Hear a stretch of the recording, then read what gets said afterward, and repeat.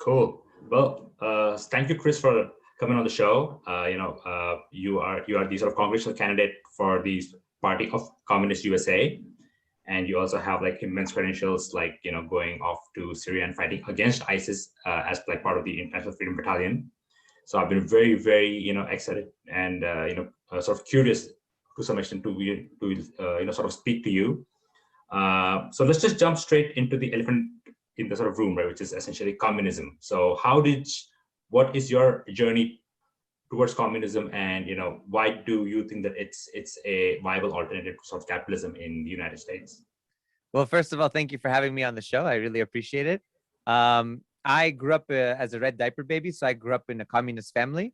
I have, on my mom's side of the family, going back to my great grandparents, they were affiliated members of the Communist Party of Greece. And my dad's side also had many leftists and progressives and anti-royalists in the family in Iran. So you can imagine that I grew up, in that entire political atmosphere of, the left, internationalism, fighting for socialism, workers' rights, unions, all that kind of stuff.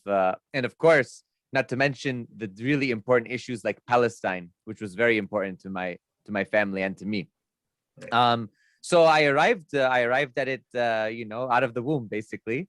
And through my readings and studying, especially in the time when I went to high school, I came to realize that that was the political ideology that I most aligned with, and that I find myself still involved with. The only time I sort of deviated from communism, or I would say Marxism, Leninism, is in graduate school. I did a lot of reading and sort of moved towards anarchism or anarcho-communism.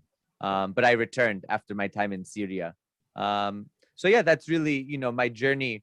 My journey was really family-based, and then through my life experiences, further solidifying my beliefs and my core understanding of the world, geopolitics, economics, etc. Right. So I mean, things like capitalism, free sort of market, they're as fundamental as as American can be, right? Like but communism is essentially more about like millionaires and billionaires having to give up their assets for the remainder 99% of the sort of population, right? So, and how would such a sort of transition take place, and how would communism be and you have mentioned this on your like profile as well, that it would not be a one party policy, right? So how would communism exist within the sort of democratic framework? I think first, it's important to realize that communism has been in the United States and has been a viable political ideology in the United States for over a century. There were generals in the Union Army during the Civil War that had connections with basically Marx's first sort of international working men's association. There were a lot of, even Marx wrote a letter in praise of Abraham Lincoln and union struggles in the US. May Day, which you see, like, for example, in India, you see hundreds of millions of people protesting on May Day. May Day was born in the United States, the Haymarket Massacre, Chicago. So when you think about these things, sometimes because of the past century of the Cold War and the Red Scare, we've sort of erased a lot of that history of communism in the US. But the labor struggle in the US has been profound, and it's transformed the world in many ways. So I think that it's important, first and foremost, if you want to talk about whether a communist party or socialism is viable in the United States, you have to tell people the authentic story, the story of labor, the story of popular struggles, the story of farmers fighting against big landowners, big agribusinesses. And so I think that that's really important, and that's key and fundamental. And I think that you really have to demystify what we mean by communism. There's a lot of Red Scare sort of boogeyman about what communism is, and oh my God. I think that people have to realize that what we are asking for and what we are really demanding is that workers and farmers be treated with dignity, that they get what they deserve, that they get their fair share. And ultimately, that means that we need to create a system that doesn't reward people for doing nothing or for knowing the market or for gambling in the derivatives, in the stock exchange. It really rewards people for their labor and what they put into the society. And that ultimately means that it's not going to be that everybody has to, somebody's not going to work and they're going to get a paycheck. That's not what we're talking about. People, everybody works. In fact, the poorest people work the hardest. It's a mythology to think that poor people don't work and they're all welfare queens, like this sort of narrative of the Republican Party in the 80s and 90s. That's simply not true. They work the most, 2-3 jobs. In fact, it's the millionaires and billionaires who don't really work. Golfing, vacations, yachts, second homes, third homes, fourth homes. People, poor people, farmers can't do that. They can't go on vacations and do things like that. So I really think that when you begin to change the narrative that way and you begin to focus on the needs of working class Americans, you find a broad base of support. And that's why progressive policies, progressive economic policies have a wide range of support amongst the American public. Now, I get it that people have an aversion to the red flag, Lenin, hammer and sickle. Even if we don't use all those symbols, people still believe in that stuff. Without the symbols, if you tell people without using the term communism or socialism, they say, yeah, of course that makes sense. Obviously. But when you start saying, oh, yeah, so I understand that there's some aversion, and that's because of the history that, the Communist Party has faced in this country. But one must understand the Communist Party was the first party in the United States to put up a black person to run for president and vice president, endorsing progressive policies from the beginning, organizing blacks and whites, the first one to really go after, desegregating unions and to focus on interracial, cooperation and fighting in the working class. So I really think that the legacy of the Communist Party in the US is profound for how it shaped the United States. And as we move forward in the society, it will continue to remain a very powerful force in terms of progressive policies going forward. Right. I mean, look, like nobody is sort of contesting the sort of fact that, a lot of the, lower and upper, the sort of lower and middle classes work the sort of hardest, right? Multiple jobs. And, one of my previous guests is actually working on this documentary called One Paycheck Away, where he sort of analyzed the data and realized that about 80% of the American population, which is about 260 million people, are actually living paycheck to paycheck, right? Mm-hmm. But on the other hand, we also have this question of rewarding entrepreneurship, right? Like if we have a Jeff Bezos or a Elon Musk that have on their own merit, right, worked hard and then accomplished things that are of public service, but then and in the sort of process have become millionaires, billionaires with, you can say, an undue control over sort of societies around them. But in a communist society, how would that work? Would their wealth be like snatched away from them, or would it be like distributed to other people? Like who would determine, how much wealth should a sort of person have, or how much wealth does a sort of person deserve for their own entrepreneurial spirit? I would say first, it's important to demythologize this idea that entrepreneurs exist in a vacuum. First and foremost, Elon Musk's father owned an emerald mine in South Africa. So his wealth is built off of the slave labor of blacks in South Africa. So when you think of Elon Musk, think of Nelson Mandela in prison. That's what I think about Elon Musk. His father was part of an apparatus in South Africa. Am I right? When you think about anybody, you have to realize that that person didn't come out of the womb knowing, a PhD at Harvard and knowing numbers and letters and like, no, everybody to create someone, to create this sort of mythical entrepreneur, you need teachers and doctors and people to take the trash and people to run the electrical power plants that can, power the computer. We have to change the conception of how we understand people. This idea that sort of the great man of history or great woman of history now, this individual just appears out of nowhere. That's not true. They're a byproduct of a society, and that society has all of its members contributing to that person, right? Therefore, if I ask you the question, what do we do with entrepreneurship, or how do people get rewarded for their good work? Think about some examples. Salk, right? The polio vaccine. He could have patented the polio vaccine. He didn't, right? He gave it as open access and free for all people to use. Why? Because Salk's so well educated And somebody who could have made millions off of the vaccine didn't do it because he said this is a public good, right? It's a conception that you have to create and instill in people. The Soviet Union was first in space with Yuri Gagarin. We just celebrated anniversary, right? First in space, Sputnik. That society didn't reward entrepreneurship like we reward entrepreneurship. The question is, how do you cultivate human beings to value what they do in life and to give to their society? And the question ultimately is, do you reward them simply by giving them billions of dollars, big houses? Or can people be equally as happy if they are well taken care of, if they have their needs met, and they're able to see their society progress in a peaceful and just way? I think that is the logical conclusion. And actually studies have shown that up to a certain point, people have anxieties about money. And then they have the sort of a lull. And then even after that, with too much money, people have anxieties as well, right? So the question is, how do we meet the needs of people? How do we provide for them housing, food, clean air, clean water, good soil? And ultimately, you have to ask yourself, would that society still produce Einsteins? Of course it would. Of course it would. There are Einsteins in all societies out there, whether they be free market, centralized command economy, or state industries. They all have them. I mean, you see what's going on in China, which is a mixed economy. They have their Alibabas and all that, all the technology that they're doing, Huawei's and things like that. Of course.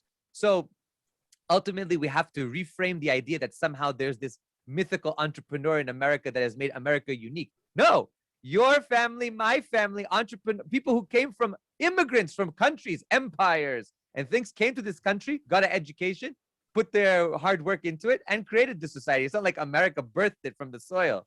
No, it's a collective process. So I think that by understanding that, we can kind of get rid of this myth that somehow if we move to socialism, there won't be a Jeff Bezos or a Bill Gates or thing. Of course there will be. Absolutely. How many Bill Gates are there out there who are not being educated, not being cared for in the inner cities and things like that, letting their lives, rot away because the society doesn't care about them, doesn't structure them, institutional racism, and so on and so forth. That's where I think the conversation needs to go. That this society, if it were to really unleash its potentials, it would have Einstein's everywhere, Jeff Bezos is everywhere. But that ultimately is a society that puts the needs of the people first and not the needs of military-industrial complex, pharmaceuticals, a financial, industry, all that stuff. That's what I believe. Right. I mean, again, and I'm on board with that, but it does seem like a sort of concept that works, that sounds very, very, very, very nice in theory, but in sort of practice, and that's one of the sort of questions that I also had for you as well, is there hasn't been any real life or real world accurate implementations of communism, right? I mean, we have communism can't exist without the whole world being communist at once. Have there been socialist states? Yes, but we haven't achieved communism yet. If we achieve communism, we all do it together. Not one country can achieve communism. Right, but even as a sort of most of the sort of more communist leaning states, let's say China or North Korea, and I'll get to China in a sort of bit, but they are essentially police states, right? There is the sort of one party that sort of rules with an iron fist, and any dissent is crushed, any opposition is not treated well. But on the other hand, I've also read on your profile that you talk about not having a one-party system, right? So how would then the sort of communist movement function within the sort of democratic process, right? I mean, I sort of understand that it's more of a socio-economic movement to sort of enable people to deal equally with their sort of countrymen. But how would it work realistically, right? In today's world, we have big pharma, big military industrial complex, deforestation and all those things that are ruined by sort of big industries. But isn't that a sort of accurate reflection of the human mind as opposed to socialism, which is distribute equally and live a equitable life? I would first push back really on the idea that these states are police states. There were points in my life when I was much more an anarchist where I would probably agree with that line of thought. but it's because those countries don't necessarily fit our conceptions of what a society should look like in the sort of a narrow sense of academia, or even the halls of power in Washington. These countries have tremendous popular support from below, and I think you have to realize these countries, like say for example China, the DPRK, Cuba, they all exist under the hegemony of US imperialism. So you have to realize it's not like they're friends with everybody out there. There are countries out there like the United States that want to destroy them and want to have regime change. So you can't really have a world order where a country is like, yay, everybody's my friend, and then the other one is with a knife in the in the pocket, ready to go and stab you in the back when you turn around. These countries have to defend themselves, and so to us, and to Americans or Westerners at large, they might look and say, "Oh, it's a police state." Well, no, they're trying to protect their country from infiltration. The Hong Kong protests were very much connected with Washington D.C. What was going on? Voice Radio Free Asia, Voice of America over there. These student leaders went and met with people like John Bolton. I don't trust John Bolton with my dog, with my goat. Never mind, the human beings. So I think that I think it's really important to understand that these states exist in a certain historical context with certain geopolitical, geostrategic interests. They might not be the ideal in our vision, but do they provide for their people? Do they serve the needs? Do they provide housing, healthcare, education? Yes, of course. So I think that, and do they suffer under sanctions? I mean, think about it. Cuba, for example, has been under a blockade, a genocidal blockade that has cost them hundreds of billions of dollars. Nobody's complaining about that. Everybody's saying, "Oh, Fidel Castro, he's the comandante has been dead for some years now. Oh my God, it's a repressive regime." What repressive regime? I've been there for 3 months, partying. Everybody's having a good time. Everybody's being taken care of. Great medical system, great education system. People are patriotic. They love their country. I don't really understand what the problem is. People go to church there. People go to mosques. There's a Greek Orthodox church. There's a Russian Orthodox church. I don't understand. But the problem is that there's a different sort of vision and a different society. And the United States isn't there making big money, because the United States in the 50s was making tremendous money on Cuba, was making tremendous money on China when China was, divided into all of these cantons, and Germany had a piece, and France had a piece, and England had a piece, then the US had a piece, and everybody was making money, and they were selling the Chinese opium and having a war with them. So I just think that we have to realize in the broader history, these countries don't exist. There's no utopian solution. I think that's the first thing. We are not utopians, we're not utopianists. We don't believe that, tomorrow, communism is going to fall from the heavens. It's going to be built, and there's going to be contradictions and problems and crises and turmoil. But that's just the reality of it. But do we have to struggle for a better world? Sure. So I think that each country will have its own respective way and path to get there. That's why they say socialism with Chinese characteristics, or, Marx, for example, didn't envision communism happening in the Soviet Union. He envisioned communism happening, a socialist revolution happening in Germany, in the industrialized West, in France. Boom, it happened in the peasant, backwards Russia. That's what I'm saying. It doesn't always work according to plan, but people will fight. People will struggle for their self-determination, for their rights, and for their liberation. And ultimately, if it doesn't jive with US foreign policy, you'll hear about it. Oh, human rights abuses, and oh my God, they're a brutal police state and a dictatorship and all this stuff. Well, they never look in the mirror to say what's going on at home. What do you have to gain by saying those kind of things? And what are the ulterior motives behind it? I'm not saying that there aren't problems. There are problems. But that's for the people of those countries to decide and to struggle with. Not for us here in the US to go and do regime change all over the world. That's just not what our job is. Our job is to take care of the people here and to help other people who need help. Of course. I do agree with that piece, and since you brought up China, I guess we can just speak about China really quick as well. And you do mention on your website about how the CCP actually, lifted millions out of poverty in China right from the 50s all the way to now.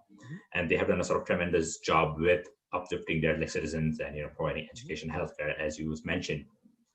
But, that that development has come at a sort of cost, right? I mean, we have seen, gross human rights violations as well, like things like the persecution of the Falun Gong. Like one of my previous guests on the show, he was actually an activist for the sort of Falun Gong, and like tens of millions of people, and like there are like documentaries available. There are like journalistic works that sort of have researched this, that about like tens of millions of people were enslaved, and there was essentially even some evidence of some forced organ harvesting, right? And we're seeing it even now, for example, with sort of Uyghurs, and they sort of call them education centers. They're education centers, right? They are like gulags and concentration camps. I mean, it's very evident, right? So I mean, on the sort of one hand, I do see your like point about how like it's for their people to sort of decide, and people are sort of having sort of good time in Cuba. I mean, I don't know much about Cuba, I'll be honest, but I have read a bit about China, and the sort of fact that the CCP there essentially rules with an iron fist, right? So that's essentially like when sort of you say communism, that's the sort of image that I believe I and a lot of like people who are sort of living the sort of West would like get rid of. It's this one party that would rule with an iron fist, and anybody who like doesn't agree with their atheistic communist ideals are essentially in the same sort of line of fire, right? Like they would be horrible things would be done to them. And also there is no real democratic process, right? There is no ability for the sort of citizens of that particular state to elect their leaders, right? So how would sort of that sort of work with the ideals of freedom and democracy that we have in the West? Well, first and foremost, I think it's important to clarify a few things. Number one, Falun Gong is really, in my opinion, it's a cult movement, and it's a movement with deep ties to the CIA, and this is well documented and well known. In fact, where is Falun Gong's headquarters? New York, right? It's in New York. Yeah. Okay, so you're telling me that there is a political movement, and where, by the way, is the World Uyghur Council based out of? That I'm not sure. I knew that Falun Gong was in New York, but Uyghurs not. Washington, D.C. So my issue is that it's, for example, I'm Iranian. My dad's from Iran. I'm an Iranian citizen. Do I believe what the Iranian diaspora says about Iran? Absolutely not. Because you know who lives in the United States? The Shah's son, Reza Shah Pahlavi. Do I believe what Mujahideen Khalq says?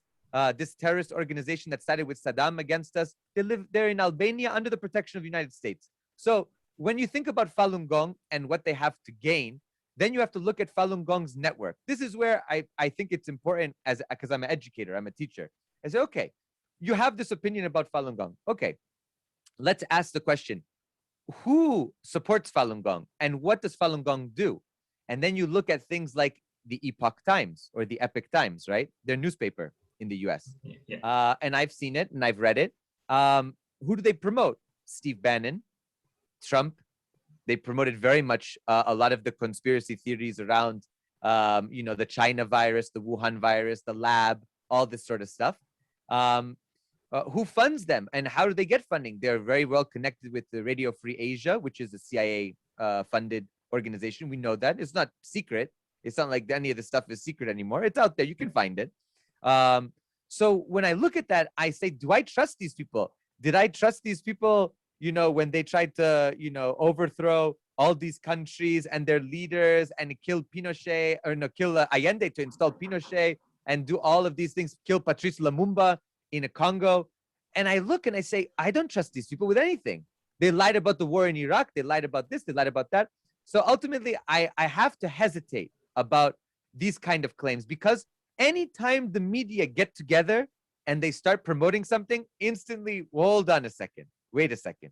Who stands to benefit from this? Because the media here, even though we say they're free, they're not really that free. I mean, come on, they all have connections. Okay, are there problems? Absolutely. I'm not saying there aren't, but I've been to Xinjiang. I spent 3 weeks there, almost a month there, in 2015. Were there police presence? Of course. There were tanks, in the square and things like that, and armored vehicles. But were the mosques full? Sure. There are more mosques in Xinjiang than in the entire United States. More mosques in Xinjiang than in the whole United States.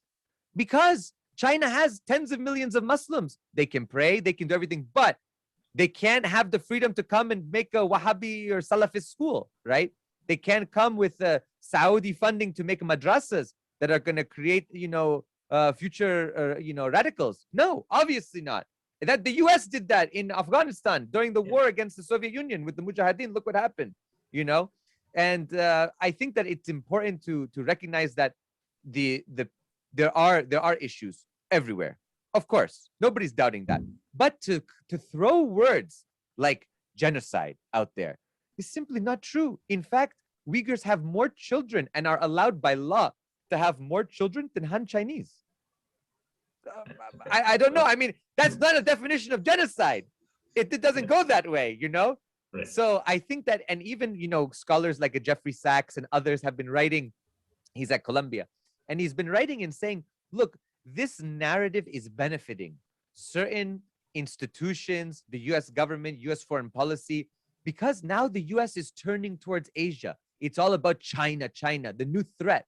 Why does China have to be a threat? China never wanted global dominance.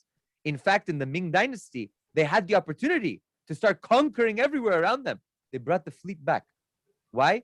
China's happy with the Chinese area taking care of almost 1 billion people, over 1 billion people today, and worried about their area. They're surrounded. Think about it. They're surrounded by US bases. America is not surrounded by Chinese bases. China is surrounded by US military bases and fleets, and Taiwan and the issues of Hong Kong and the issues all around Central Asia. I mean, these things are complicated, not to mention India, Modi, close with the US administration, problems in the Himalayan regions with the borders. All this stuff, China has no global aspirations like Falun Gong wants you to believe, like they're going to go and conquer the world. No, it's not true. It's just not a reality.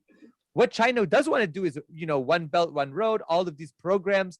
They want to build, infrastructure in other countries. And they don't really want to do regime change. So they're like, okay, you have your country and your government, fine with us. Let's do business and let's have, mutual exchange in that regard. So I really think that when we are looking at this, we really have to be careful instead of with using this kind of language, because ultimately the language serves, in my opinion, the military-industrial complex and the national security state. It doesn't do any benefit for us to say, can we say there are problems? Sure. But in the same breath, we have to say that the US is a number one with problems. And if the US wants to start talking about, they're training people over there or having centers to de-radicalize people, the US puts people in Guantanamo on Cuban territory and puts them there 20 years without even seeing a judge. I mean, come on. It's quite laughable to see this happen. But I think that we can absolutely say there are issues, there have been issues, there continue to be issues. But if you ask my opinion about, for example, Chinese democracy, there are elections in China. There is an entire process that goes from the village on up to the National People's Congress, which then elects, all the different leadership of the party and of the country. I think that each country has its own methods and its own ways of doing things. And I think that if the Chinese people tomorrow feel that they want a different system, they can do it, of course. Just like India wanted a different system, they revolted, they got it. America revolted, they got it. A lot of these countries revolted and they got it. So I think that that's up to the Chinese people. Each country has its own ways. Not for me to go and, smack them over the head. We can't even do democracy in this country. We have. I think we should focus on here first before we start going over there. Of course. Fair enough. Okay, so I mean, sort of a couple of times you have sort of mentioned, and I know we're just running the led time, but I just want to ask this one point through. So a couple of times you already mentioned the sort of military-industrial complex, right? Mm-hmm. And I also want to ask you about your experience in Syria. I mean, the sort of Syrian civil war has always been such a, I mean, I shouldn't sort of use the word fascinating because it was actually so like destructive, but it's been such a, it's like this multi-limbed creature, right? Everybody was there, sort of Russians, Iranians, Americans, sort of Gulf petro-states, each of them backing different factions. So what was your experience, being in that war zone? That's the sort of part one. And so part two is, what would a sort of communist, the sort of Party of Communist USA's official stance on these sort of wars of empire, right? Like what should happen to these military bases across the world? what should happen to, sort of protection of, what would happen in a sort of scenario, let's say where Saddam invaded Kuwait, because I was actually brought up in Kuwait, right? It's like, even though I'm originally from India, but I was like brought up in Kuwait. So, we thank the sort of Americans, right, for actually coming in and sort of, getting rid of Saddam, and then, we got a chance to sort of continue our like lives there, right? So those type of scenarios, what would sort of Communist Party of the sort of USA's view and, action be to events of aggression like that? So let's talk about Syria. So in 2016, actually 2015, I sort of made preliminary plans to sort of follow the path to go and to fight, but hadn't yet made the full commitment until early 2016. And I had made connections in Greece with the Kurdish community to go over. I trained in Greece in 2016, Kurdish language, as well as working at the Kurdish Cultural Center and at the Lavrio camp, which is a Kurdish refugee camp that's run by Kurds. And then I went in January 2017 to Iraq, to Suleimania, and then from there into the mountains of Gare, where the PKK has its bases, and was there for a bit of time, and then crossed over into Syria. Now, I think that it's important to understand that for me, the Syrian civil war was World War III in a way, because everybody was there, everybody, including China, everybody was there. Everybody had a hand in it. Everybody was involved. I think one has to really understand what was gained by the Syrian civil war for the much broader sort of US-led effort in the region at regime change and these wars of empire, as you were mentioning before. And I think that if you connect these, sort of dots, you ultimately go back to 9/11 and to, what General Wesley Clark would say when he said that he walked into the Pentagon and they already had a list of all these countries to invade, one of them being Syria as well, Iran, Iraq. There were a whole host of countries up for regime change, including, I believe, Sudan was also on the list. So, also in North Africa and sub-Saharan Africa. So when we look at this, we are thinking ultimately what happened there.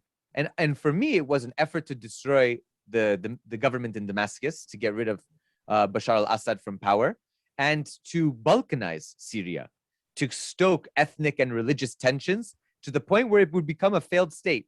Who does that stand to benefit in the region? Of course, the United States, but the biggest benefactor is the state of Israel. The state of Israel is there. It borders and controls illegally occupied territories, which it has now illegally annexed, according to international law, the Golan Heights, which are sovereign Syrian territory. And who stands to benefit? Of course, the Gulf states as well, because any wreckage along what they call the Shia corridor, Iran, Iraq, Syria, Lebanon, is good for the Gulf states, of course, fomenting this Shia-Sunni divide, which, by the way, is really artificial to this time period.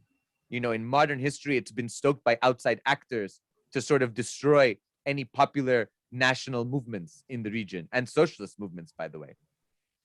So going to Syria, I, of course, went to fight against the Islamic State, against ISIS, Daesh. And while I was there, I realized the full extent of the US presence in the region, which I had not really been privy to, because it was knowledge that the US was there, but the full extent of how much the US was there was not really well known. The US was there in full force. Marines, special forces, the aircraft going over all the time, bombing, and all the bases, the helicopters, the attack gunships. So ultimately, while I was there, I realized that I was somehow going there for all the right reasons: international solidarity with other communists and socialists and anti-imperialists, to fight against this brutal enemy that was killing not only minorities, Muslims, majority of the people they killed were Muslims, Shia or Sufi, or people who they just didn't agree with, that didn't agree with ISIS, they killed Moderates, them. Yeah. Moderates, anybody, So when we were there and fighting, we went for the right reasons, but quickly we realized that the United States was the primary benefactor in the region, because it was using the Kurds and the entire military formations in the northeast of Syria to divide Syria and to put a foothold there. Why? The Syrian Arab Republic had a long-standing relationship with the Soviet Union. It was a Soviet ally, and it had a Soviet base, a naval base in Latakia, as well as other bases in the country. When the Soviet Union collapsed, Russia, of course, took control of those bases. So Russia is a natural ally of Syria. Right. So therefore, when Bashar al-Assad and the government in Damascus asked for Russian and Iranian and Lebanese help, right, through Hezbollah, that was a legitimate government recognized by the UN speaking. The Syrian government never asked the United States to go. The United States and France and England went on their own and set up shop there, which is antagonistic against, first and foremost, you're entering into a sovereign country that doesn't want you and doesn't recognize you, didn't invite you. And now you have two superpowers, nuclear armed superpowers in the same country fighting. That's very dangerous, especially because the United States, Israel, and the Gulf states were also funding and financing some of the jihadist groups that were fighting against the Syrian government and their allies, including Russia.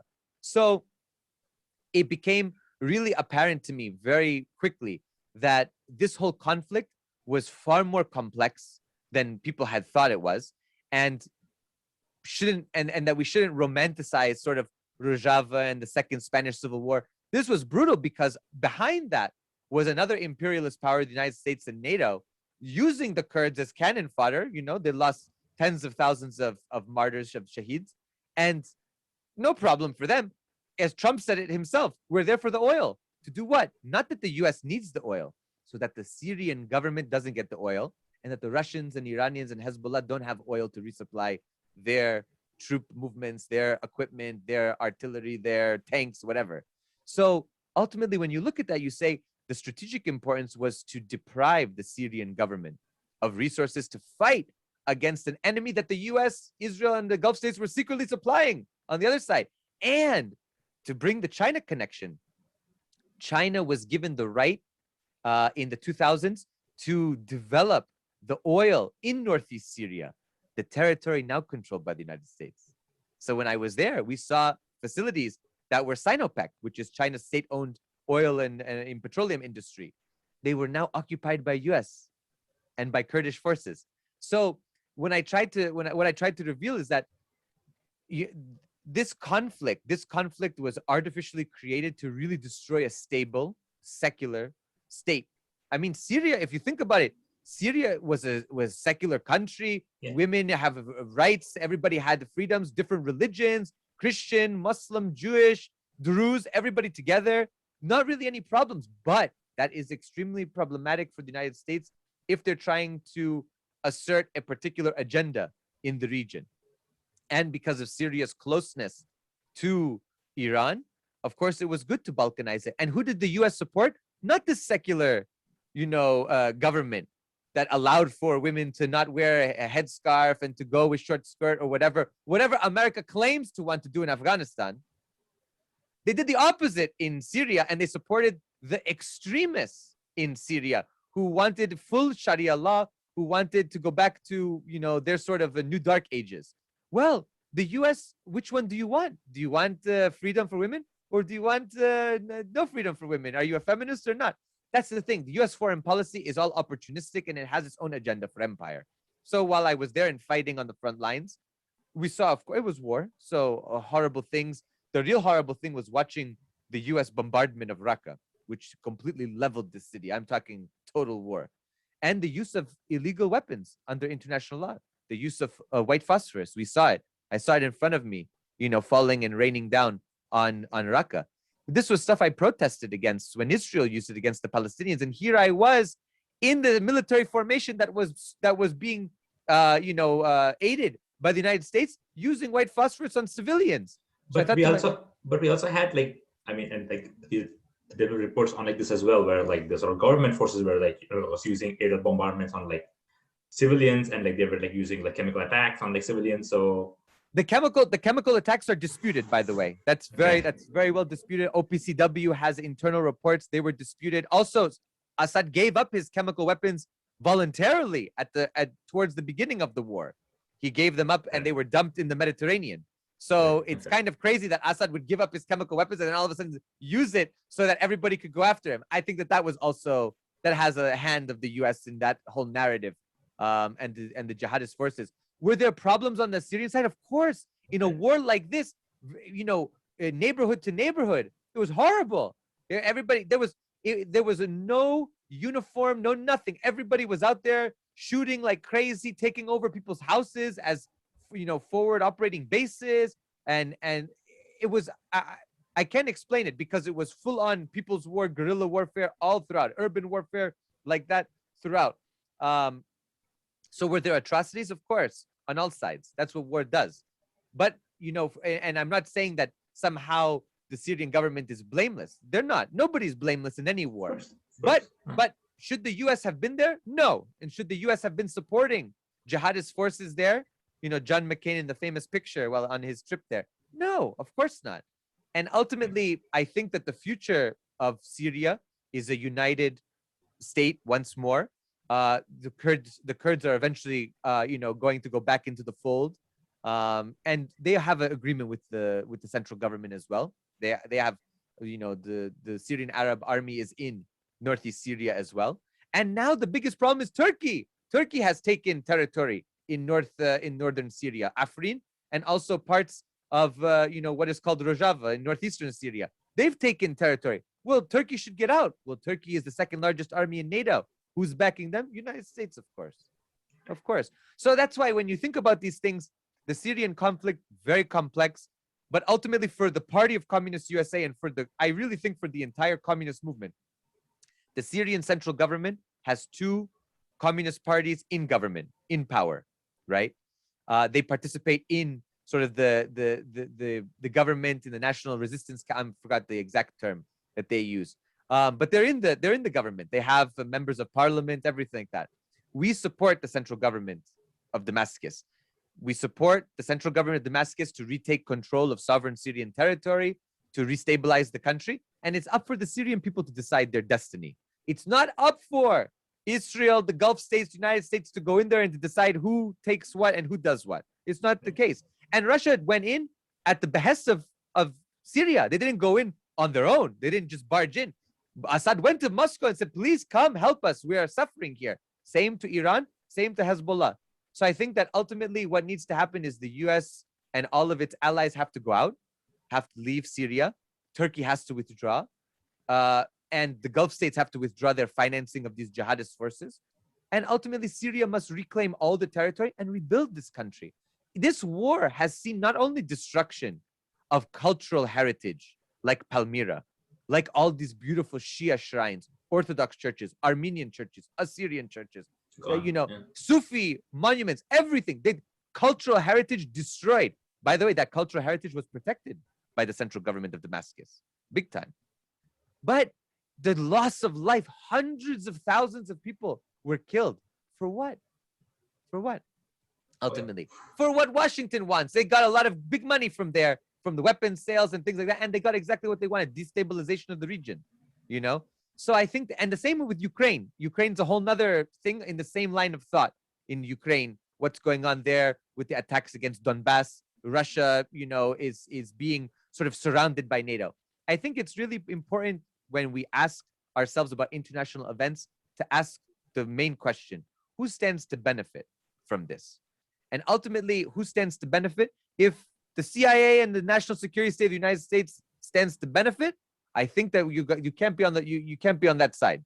That's the wrong side to be on. And you have to look deeper into it. I'm not saying that everything is kumbaya on the other side. I'm simply saying look deeper and look more carefully into these things. Ask yourself why. Why is this happening? Why did the media all of a sudden take on this narrative? It's and you can go back in history and ask 9/11 and then anthrax attacks. How did anthrax attacks come after 9/11? Who stood to benefit from anthrax? What happened? So as we continue to do this as progressives, as people on the left, for myself as a communist, we begin to realize the network and the vast power of the empire and what it seeks to gain and how it maintains its hegemony. For example, in the COVID crisis, it's not like, I don't necessarily subscribe to the idea that COVID might have been manufactured in a lab. It could have been. I don't know for 100%. But that's not the point. The point is who stood to benefit from a lot of the things that happened in this time of crisis.